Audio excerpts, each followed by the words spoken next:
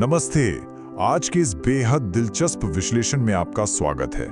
देखिए, पिछले एक दशक से ना कांग्रेस मुक्त भारत का नारा हमने और आपने बहुत बार सुना है ना?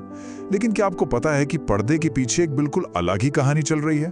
जी हाँ, आज हम उस हिडन ब्लूप्रिंट यानी उस गहरी और व्यापक रणनीति का पर्दाफाश करने वाले हैं जो सिर्फ कांग्रेस को हराने तक सीमित नहीं है, बल्कि ये है पूरे भारत के राजनीतिक नक्शे को एकदम नए सांचे में ढाल रही है। तो चलिए बिना किसी देरी के कुछ सॉलिड डेटा और हालिया रुझानों के जरिए इस पूरी स्ट्रैटेजी को डीकोड करते हैं। तो चलिए इस मुद्दे की गहराई में चलते हैं। स्क्रीन पर दिख रहा प्रधानमंत्री नरेंद्र मोदी का ये बयान देखिए। क्या ये आपको सिर्फ एक चुनावी नारा लगता है? बिल्कुल नहीं। असल में ये एक बड़े वैचारिक युद्ध की नींव है। सत्तारूढ़ पार्टी यानी बीजेपी इस सोच के जरिए सीधे तौर पर क्षेत्रीय दलों पर निशाना साध रही है। उनका साफ आरोप है कि ये क्षेत्रीय दल विभाजनकारी क्षेत्रवाद, जाति की राजनीति और परिवारवाद को बढ़ावा देते हैं। मतलब नेशनल यूनिटी से ज्यादा उनका फोकस लोकल फायदों और अपने परिवारों पर होता है। इसके उलट बीजेपी खुद को एक ऑर्गेनाइजेशन फर्स्ट यानी संगठन प्रथम पार्टी के रूप में पेश कर रही है। तो साफ है, लड़ाई सिर्फ चुनाव जीतने की नहीं है, बल्कि पूरी पॉलिटिकल सोच को बदलने की है। पहला भाग, कांग्रेस मुक्त भारत से आगे की कहानी। दूसरा भाग, क्षेत्रीय दिग्गजों को लगने वाले झटके। अब इस स्लाइड में जो डेटा है ना, वो वाकई बहुत दिलचस्प है। ऐतिहासिक रूप से हावी रहने वाले क्षेत्रीय ताकतों को जो चुनावी हार मिली है, वो कोई मामूली बात नहीं है। देखिए, पश्चिम बंगाल में तृणमूल कांग्रेस को बड़े झटके लगे हैं, जिससे उभरना उनके लिए अब एक बहुत बड़ा टास्क बन गया है। उधर तमिलनाडु में डीएमके को भी करारा झटका लगा है, जिसने एक बहुत ही प्रमुख क्षेत्रीय आवाज को काफी हद तक म्यूट कर दिया है। और वाम दलों यानी द लेफ्ट की स्थिति तो आप देख ही रहे हैं। लगातार हार के बाद आज की तारीख में वे भारत में कहीं भी सत्ता में नहीं है। ये डेटा चिल्ला चिल्ला कर कह रहा है कि क्षेत्रीय राजनीतिक दीवारें अब दरक रही हैं। और सुनिए, कहानी सिर्फ बंगाल या तमिलनाडु पर खत्म नहीं होती। बाकी राज्यों पर नजर डालें तो बिहार में आरजेडी और तेलंगाना में बीआरएस का प्रभाव काफी कम हुआ है। उड़ीसा में तो बीजेडी अपने ही घर को एकजुट रखने के लिए भारी संघर्ष कर रही है। पंजाब की बात करें तो आम आदमी पार्टी को अंदरूनी फूट का सामना करना पड़ा है और अब उनके लिए आगे का रास्ता काफी पथरीला है। और उत्तर प्रदेश में समाजवादी पार्टी हो, पंजाब में अकाली दल हो या फिर बीएसपी, ये वो दल हैं जिनका कभी भारी सिक्का चलता था, लेकिन आज ये भी मुश्किलों के भंवर में फंसे हैं। इससे एक बात बिल्कुल शीशे की तरह साफ हो जाती है कि पूरा का पूरा क्षेत्रीय विपक्ष एक साथ बहुत बड़ी संरचनात्मक चुनौतियों से जूझ रहा है। तीसरा भाग, गठबंधन और पार्टियों के भीतर का विभाजन। तो अगर हम इन आंकड़ों पर थोड़ा और गौर करें तो समझ आता है कि क्षेत्रीय खतरों को कैसे न्यूट्रलाइज किया गया है। टीडीपी और जेडीयू जैसी पार्टियां अब पूरी तरह से एनडीए में शामिल हो चुकी हैं और जेडीयू, खैर वो तो अब अपनी पुरानी ताकत की महज एक परछाई बनकर रह गई है। महाराष्ट्र का केस तो बिल्कुल एक टेक्स्ट बुक उदाहरण है। वहां शिवसेना और एनसीपी को जिस तरह से अंदर से तोड़ा गया वो आपने देखा ही होगा। आज उनके अलग हुए गुट अपने बड़े पार्टनर यानी बीजेपी पर पूरी तरह निर्भर है। जम्मू कश्मीर में नेशनल कांग्रेस सत्ता में तो है, लेकिन वो भी सोच समझकर केंद्र से सीधे टकराव से बचती है। ये सब दिखाता है कि कैसे क्षेत्रीय दलों की पावर को रणनीतिक तरीके से कंट्रोल किया जा रहा है। अच्छा, अब तक हमें राज्यों का पूरा सीन समझ में आ गया है, लेकिन यहाँ पर ना एक बहुत ही महत्वपूर्ण सवाल खड़ा होता है। स्थानीय राज्यों में होने वाले इन नुकसानों का राष्ट्रीय सत्ता पर यानी नेशनल पावर पर क्या असर पड़ता है?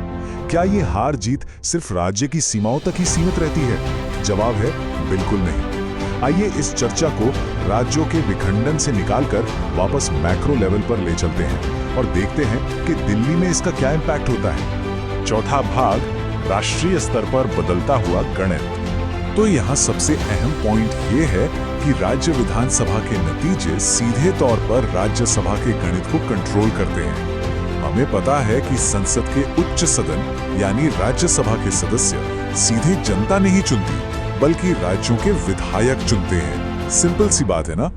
इसका सीधा सा गणित ये है कि जैसे जैसे राज्यों में टीएमसी, डीएमके या वाम दलों की सीटें घटेंगी, वैसे वैसे राज्यसभा में उनका नंबर और वोटिंग पावर भी सिकुड़ती जाएगी और इसका नतीजा संसद में उनकी आवाज स्वाभाविक रूप से कमजोर हो जाएगी। और यकीन मानिए, इसका असर हाल की घटनाओं में बिल्कुल साफ दिखा है। याद है जब विपक्ष ने लोकसभा अध्यक्ष ओम बिरला के खिलाफ अविश्वास प्रस्ताव लाने की कोशिश की थी, या जब मुख्य चुनाव आयुक्त ज्ञानेश कुमार को हटाने का मोशन पेश किया गया था।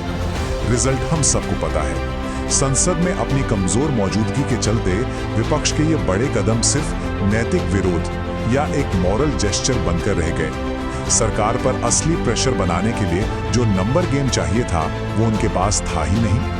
तो चुनाव हारने से सिर्फ सत्ता ही नहीं जाती, बल्कि उनका यह नैतिक आधार भी कमजोर हो जाता है, जिससे नेशनल लेवल पर चुनौती देना लगभग नामुमकिन सा हो जाता है। पांचवा भाग, भारत के संघीय ढांचे यानी फेडरलिज्म पर चल रही बड़ी बहस। अब जरा इस स्लाइड को देखिए। यहाँ हम दोनों तरफ के नजरिए को साफ साफ देख सकते हैं। एक तरफ सत्तारूढ़ पार्टी यानी बीजेपी का स्टैंड है।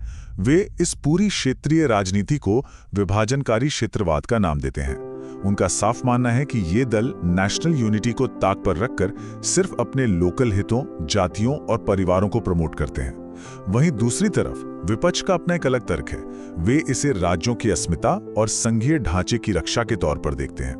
उनका आरोप है कि केंद्र सरकार पावर को पूरी तरह से सेंट्रलाइज कर रही है, यानी अपने हाथों में समेट रही है। तो ये दोनों ही पक्ष अपने अपने मजबूत तर्कों के साथ इस वैचारिक लड़ाई में आमने सामने खड़े हैं। और ये चीज बड़ी ही खूबी से ये दर्शाती है कि ये टकराव हवा में नहीं, बल्कि कुछ खास प्रशासनिक मोर्चों पर लड़ा जा रहा है।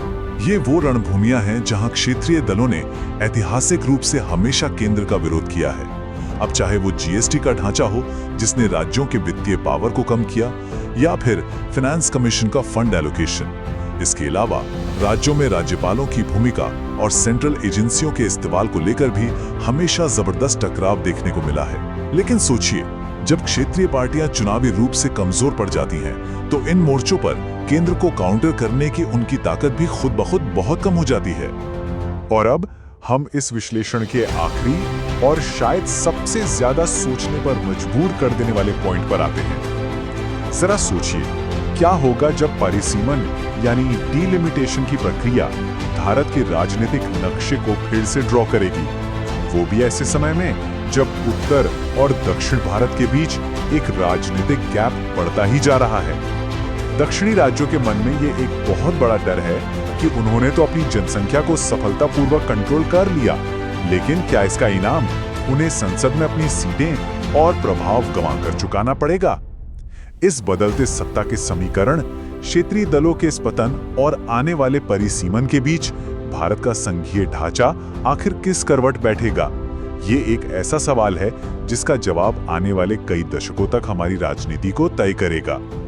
इस विचार करने वाले पॉइंट के साथ ही आज के इस खास विश्लेषण से जुड़ने के लिए आप सभी का बहुत बहुत धन्यवाद।